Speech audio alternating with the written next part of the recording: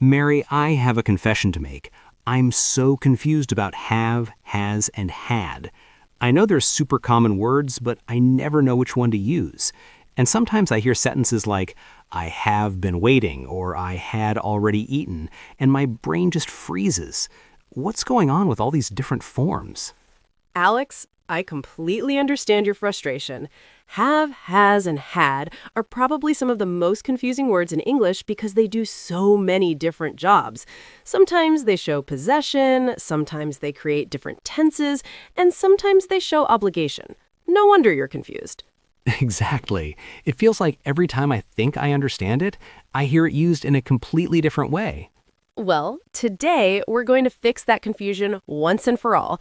We're going to break down the main ways English speakers use have, has, and had. And I promise by the end of this conversation, it's going to make so much more sense. I really hope so. I'm ready to finally understand this. Perfect. And to everyone listening, don't worry if this seems complicated at first. We're going to take it step by step with lots of examples. You can listen while you're cooking, walking, or commuting, and we'll make this as clear and practical as possible. So, Alex, let's start with the simplest use of have and has, the one you probably already know. Before we dive into all the different uses, let's make sure you understand when to use have versus has. This is super important because a lot of learners mix these up. Alex, can you tell me when you use has instead of have? I think has is for he, she, and it, and have is for everything else. Perfect. You got it exactly right. Has is only for third person singular. That means he, she, it, or any single person or thing. Have is for I, you, we, they, and plural nouns. Let me give you some examples. I have, you have, we have, they have, but he has, she has, it has. Okay, so if I'm talking about my friend Sarah, I would say Sarah has because she's one person. Exactly. Sarah has a car, my brother has a job, the company has an office downtown. All third person singular, so we use has. But if we're talking about multiple people, it changes. My brothers have jobs. The companies have offices. Plural, so we use have. That makes sense. What about had? When do I use that? Great question. Had is the past tense form, and here's the good news. It's the same for everyone. You don't have to worry about has versus have in the past. It's always had for I, you, he, she, it, we, they, everyone. Oh, that's actually easier. So I had, she had, they had. All the same? Exactly. No matter who you're talking about, the past tense is always had. Okay, now that we've got that foundation, let's look at the different ways we actually use these words. We're going to cover 4 main uses today. The first and simplest use of have and has is to show possession, to talk about things you own or things that belong to you. Alex, tell me something you own. I have a laptop. Perfect. That's possession. You own a laptop. Tell me more things you have. I have a car. I have an apartment. I have a phone. Excellent. Now, let's talk about someone else. Tell me about your sister. What does she have? My sister has a dog. She has a big house. She has 2 children. Perfect. You used has correctly because you're talking about your sister, third person singular. Now, this seems pretty simple, right? But here's where it gets interesting. We also use have and has for things that aren't physical objects. What do you mean? We use it for relationships, qualities, experiences, ideas, all kinds of things. For example, I have a sister. She has brown eyes. We have a problem. He has a good idea. These aren't physical possessions, but we still use have. Oh, so it's not just about owning physical things. I can say I have a headache even though I don't really own a headache. Exactly. You're getting it. Here are some more examples. I have time. She has patience. They have experience. He has confidence. All of these use have or has to show that someone possesses or experiences something. This is really useful. Can I practice a few? Of course. Tell me about your best friend. What does he or she have? My best friend has a great sense of humor. She has a lot of energy. She has 3 cats. Wonderful. You mixed physical possession, the cats, with a quality, sense of humor. That's exactly how native speakers use it. Now, what about the past? If you're talking about things you had before, what would you say? I had a different job last year. I had long hair when I was younger. Is that right? Perfect. You're using had to talk about possession in the past. Let's practice a few more. How would you describe your childhood home? When I was a child, my family had a small house. We had a garden. I had my own bedroom. Excellent. You're really getting this. Now, here's something important to remember. In spoken English, we often use contractions with have and has. Instead of I have, we say I've. Instead of she has, we say she's. But be careful. She's can mean she is or she has. So you need to look at the context. Oh, that could be confusing. How do I know which one it is? Good question. You look at what comes after. She's tall means she is tall, describing her. But she's got a car means she has a car, showing possession. The word got is a big clue that it means has. Ah, so I've got means I have. Exactly. I've got a question means I have a question. He's got a new job means he has a new job. This is super common in British English especially, but Americans use it too. That's really helpful to know. I hear I've got all the time in movies. Yes, it's very natural and conversational. Okay, let's move on to the second major use of have and has, and this is where things get a bit more interesting. Alex, have you ever been to Paris? No, I haven't. Wait, you just used have in a different way, didn't you? Exactly. I asked, have you ever been to Paris? This is called the present perfect tense, and it's one of the most important uses of have and has in English. We use it to connect the past to the present. Connect the past to the present? What does that mean? Great question. The present perfect is used when we're talking about something that happened in the past, but it's still relevant now, or we don't know exactly when it happened, or we're talking about life experiences up to this moment. Let me give you the structure. Have or has plus the past participle of a verb. Past participle. That sounds complicated. It's not as scary as it sounds. For regular verbs, the past participle is the same as the past tense. It ends in ed. For example, work becomes worked. So you say, I have worked here for 5 years. For irregular verbs, you need to learn them, like go becomes gone, eat becomes eaten, see becomes seen. Okay, so I have worked, I have gone, I have eaten. When would I use these instead of just the past tense? Perfect question. Let's compare. If you say, I worked there, past tense, it means you don't work there anymore. It's completely finished. But if you say, I have worked there for 5 years, present perfect, it means you still work there now. You started in the past and you're continuing now. Oh, so present perfect shows that something is still continuing or still relevant. Exactly. Let me give you more examples. I have lived in this city for 10 years. You still live there now.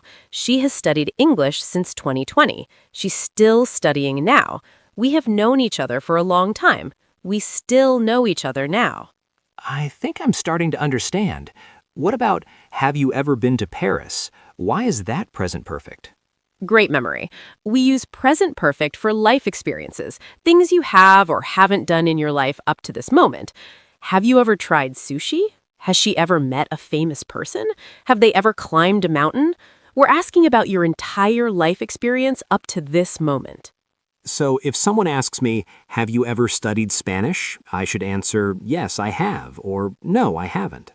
Perfect. And if you want to give more details, you can say, yes, I have. I studied it in high school. See how you can use present perfect in the answer, then switch to simple past to give specific details?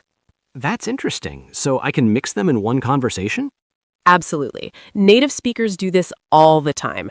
Have you seen that new movie? Yes, I have. I saw it last weekend. The first question uses present perfect because we're asking about life experience. The answer gives a specific time, last weekend, so we switch to simple past. Okay, let me try to make some sentences. I have visited 5 countries. I have eaten Thai food. I have never been to Australia. Excellent. Those are all perfect examples of present perfect for life experiences. Now, here's another really common use. We also use present perfect when we're talking about something that happened recently and we can see the result now. Can you give me an example? Sure. Imagine you walk into a room and the window is broken. You might say, someone has broken the window. The breaking happened in the past, but the result, the broken window, is here now. Or, I have lost my keys. You lost them at some point in the past, and right now, they're still missing. Ah, so it's about the present result of a past action. Exactly. It has rained. You can see the wet streets now. She has finished her work. The work is done now. They have arrived. They're here now. The action happened in the past, but we care about the present result. This is making so much sense. Let me practice. I have cleaned my apartment. I have cooked dinner. I have finished my homework. Perfect. And notice that with all of these, you're probably saying them because the result is relevant now. Your apartment is clean now. Dinner is ready now. Your homework is done now. Yes, that's exactly what I was thinking. Mary, what about negative sentences? How do I say I haven't done something? Great question. For negatives, we add not after have or has. I have not been there, or more commonly with the contraction, I haven't been there. She has not finished becomes she hasn't finished. Let's practice. Tell me something you haven't done yet today. I haven't eaten lunch yet. I haven't checked my email yet. Perfect. And notice you used yet at the end. That's a really common word we use with present perfect negative sentences. Yet means up to now or until this moment. I haven't called him yet. They haven't decided yet. So yet goes with present perfect. Very often, yes, especially in questions and negatives. Have you finished yet? Has she responded yet? I haven't seen it yet. It's one of those little words that makes your English sound really natural. That's really helpful. What other words go well with present perfect? Good question. Some common ones are already, just, ever, never, since, for. Let me give you examples. I have already eaten means I ate recently before now. She has just arrived means she arrived very recently, maybe a few minutes ago. Have you ever been to Japan? Is asking about life experience. I have never tried skiing means in my entire life I haven't tried it. And for and since, how are those different? Excellent question. For is used with a period of time. I have lived here for 5 years. She has worked there for 6 months.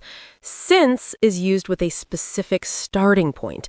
I have lived here since 2020. She has worked there since January.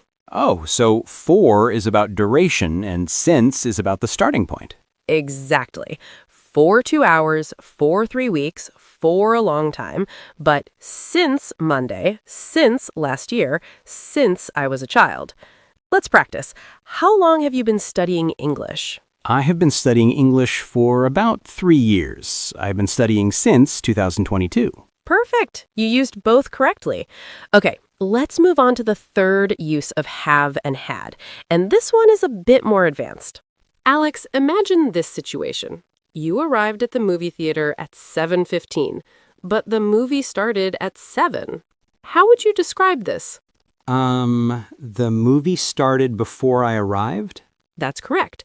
But there's a more natural way to say it using had. Listen, when I arrived, the movie had already started. This is called the past perfect tense. We use had plus the past participle to show that one action happened before another action in the past. So had started shows that starting happened first before arriving. Exactly. The past perfect helps us show the order of events in the past. Let me give you another example. I had eaten breakfast before I went to work. Which happened first? Eating breakfast happened first, then going to work. Perfect. You've got it. We use had plus the past participle, had eaten, for the earlier action. Then we use simple past, went, for the later action. Let me give you more examples. She had finished her homework before she watched TV. They had left before we arrived. I had never seen snow before I moved to Canada. That last one is interesting. I had never seen. So you're saying that up until the moment you moved to Canada, you had never seen snow? Exactly. The past perfect is perfect for showing up until that past moment. Before yesterday, I had never tried sushi. Until last year, she had never traveled abroad. Before we met, I had heard a lot about you. Okay, let me try to make a sentence. Before I started this podcast, I had never practiced English speaking with a partner. Almost perfect. Just a small correction. Before I started this podcast, I had never practiced speaking English with a partner. The word order is slightly different, but your use of past perfect was exactly right. Thanks. So when do I really need to use past perfect? It seems like I could just say, the movie started before I arrived without using had. That's a great observation. You're right that sometimes the time order is clear from context, so native speakers don't always use past perfect. But it's especially useful when you want to make the sequence very clear, or when you're telling a story and want to explain background information. Background information? Yes, imagine you're telling a story. I was very tired yesterday because I had worked late the night before. The working late is background information that explains why you were tired. Or the restaurant was closed because they had run out of food. Running out of food happened first and explains why it was closed. Oh, I see. So past perfect gives the reason or background for something that happened. Exactly. Here are some more examples. She was happy because she had passed her exam. I couldn't drive his car because I had never driven a manual transmission before. They were excited because they had won the competition. Let me practice. I was nervous during my presentation because I had not prepared enough. Is that right? Perfect! I had not prepared or I hadn't prepared. Both are correct. You're showing that the lack of preparation happened before the presentation and it caused your nervousness. Excellent use of past perfect. This is actually really useful for storytelling. I can see myself using this when I'm explaining why things happened. Absolutely. Native speakers use this all the time in stories. I couldn't get into my apartment because I had forgotten my keys. The concert had already started when we got there. By the time I called him, he had already left. That phrase, by the time, does that often go with past perfect? Yes, great observation. Yes, by the time is very commonly used with past perfect because it shows that one thing was completed before another thing happened. By the time I arrived, everyone had gone home.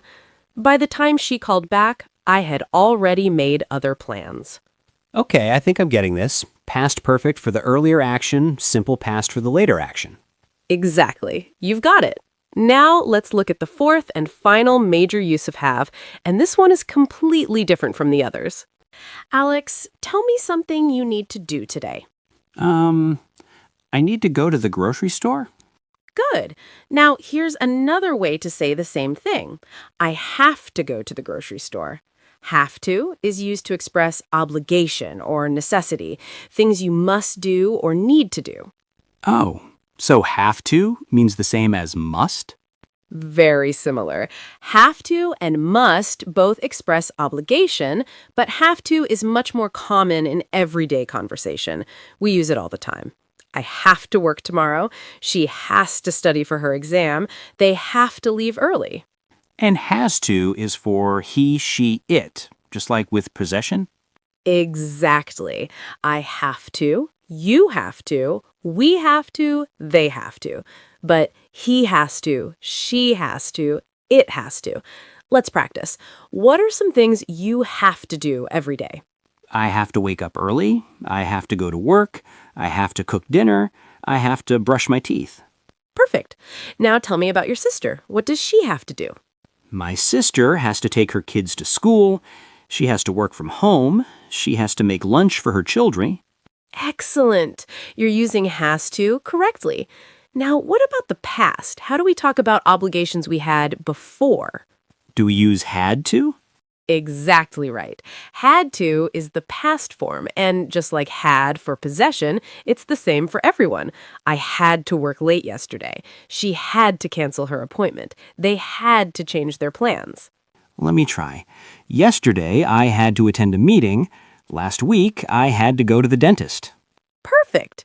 Now, here's something important. For negative sentences, we don't say I haven't to or I hadn't to. Instead, we say I don't have to or I didn't have to. Wait, why is it different? Because have to is acting like a regular verb here, not like an auxiliary verb. So the negative uses do and does. Listen, I don't have to work tomorrow means there's no obligation. You're free. You don't need to work. She doesn't have to come to the meeting. It means it's optional for her. So don't have to means it's not necessary. I can choose. Exactly. This is really important. Don't have to means no obligation, it's optional, but must not or can't mean it's prohibited, you're not allowed. Let me show you the difference. You don't have to wear a suit means it's optional, you can choose. You must not wear jeans means it's not allowed, it's against the rules. Oh, that's a big difference. So don't have to is about choice and must not is about rules. Exactly. Let's practice. If your boss says you don't have to come to the office tomorrow, what does that mean? It means it's optional. I can come if I want, but I don't need to. I can work from home or take the day off. Perfect. But if your boss says you must not be late tomorrow, what does that mean? That means I'm not allowed to be late. I absolutely need to be on time or early. Exactly right. Now let's talk about past obligations. I didn't have to work yesterday means there was no obligation. Maybe it was a holiday and you had the choice. What would be an example from your life? Last weekend, I didn't have to wake up early, so I slept until 10 a.m. Perfect. You had no obligation, so you enjoyed sleeping in. Here's another useful pattern. Have got to. This is very common in spoken English, especially American English. I've got to go means I have to go. She's got to study means she has to study. So have got to is the same as have to. Yes, but have got to often sounds a bit more urgent or immediate. I've got to leave right now. We've got to hurry. It's very conversational and natural. I've definitely heard that in movies and TV shows. Absolutely. It's extremely common. One more thing. In very informal speech, especially American English, people sometimes shorten have got to gotta. I gotta go means I have to go. But this is very casual, so use it with friends, not in formal situations. Gotta. I've heard that a lot. I gotta tell you something. We gotta hurry. Exactly. But remember, that's very informal. In writing or formal speech, use have to or must. Okay, Alex, let's practice. Tell me 3 things you have to do this week. I have to finish a work project. I have to call my parents. I have to clean my apartment. Great. Now tell me something you don't have to do this week, something that's optional. I don't have to cook every day because I have leftovers. I don't have to go to the gym because I can exercise at home. Perfect. You're really mastering this. Okay, we've now covered all 4 major uses of have, has, and had. Let's do a quick review to make sure everything is clear. All right, Alex, we've covered a lot today. Let's do a quick review. Can you remember the 4 main uses of have, has, and had? Okay, let me think. First, we use them for possession, to talk about things we own or have, like I have a car, or she has 2 brothers. Perfect. What's the second use? Present perfect tense. That's have or has plus the past participle. We use it to connect the past to the present, or to talk about life experiences, like I have lived here for 5 years, or have you ever been to Italy? Excellent. Number 3? Past perfect tense, that's had plus the past participle. We use it to show that one action happened before another action in the past, like the movie had already started when I arrived. Great. And the last one? Obligation and necessity. We use have to or has to talk about things we must do or need to do, like I have to work tomorrow, or she has to study for her exam. Perfect summary, Alex. You really got all of that. Now, the key to mastering these uses is practice and paying attention when you hear native speakers use them. Let me give you some homework. I'm ready. What should I practice? First, practice talking about your life experiences using present perfect. Think about things you've done and haven't done. I have visited. I have never tried. I have been studying. Second, when you're telling stories about the past, try using past perfect to give background. I was tired because I had worked late. Those are great suggestions. What else? Third, start using have to instead of need to or must in daily conversation. I have to go to the store. I have to call my friend. It'll sound more natural. And finally, pay attention to how native speakers use these in movies, podcasts, and conversations. You'll start to notice the patterns. I will definitely do that. This has been so helpful, Mary. I'm so glad. And listeners, remember that it's okay if you don't get everything perfect right away. These uses of have and had take time to master. Just keep practicing, and gradually it will become more natural. And if you make mistakes, that's totally normal. Everyone learning English makes mistakes with these. Absolutely. Making mistakes is how we learn. The important thing is to keep trying and keep practicing. Alex, how are you feeling about have, has, and had now? Less confused? So much less confused. I actually understand the different uses now, and I feel more confident about when to use each one. That's wonderful. And to everyone listening, we know this was a lot of information. If you need to, listen to this conversation again. Each time you listen, you'll understand it better, and the patterns will become clearer. That's great advice. I always learn more when I listen to something multiple times. Exactly. Now, before we finish, we have a question for everyone listening. Here it is. What's something interesting you have done in the past year? Use present perfect to answer. For example, I have learned to cook, or I have started a new hobby, or I have traveled to a new place. Leave us a comment and share. Yes, we love reading your comments, and we reply to as many as we can. It's a great way to practice. And if this conversation helped you understand have, has, and had better, please subscribe to our channel. We post new English practice podcasts like this several times a week, covering grammar, vocabulary, conversation skills, everything you need. We have more lessons coming soon. We're going to talk about could, we'll practice confidence in conversations, and so much more. That's right. So hit that subscribe button so you don't miss any of our lessons. Thank you so much for learning with us today. Keep practicing, stay confident, and remember, you're doing better than you think. We'll see you in the next conversation. See you next time. Goodbye. Bye.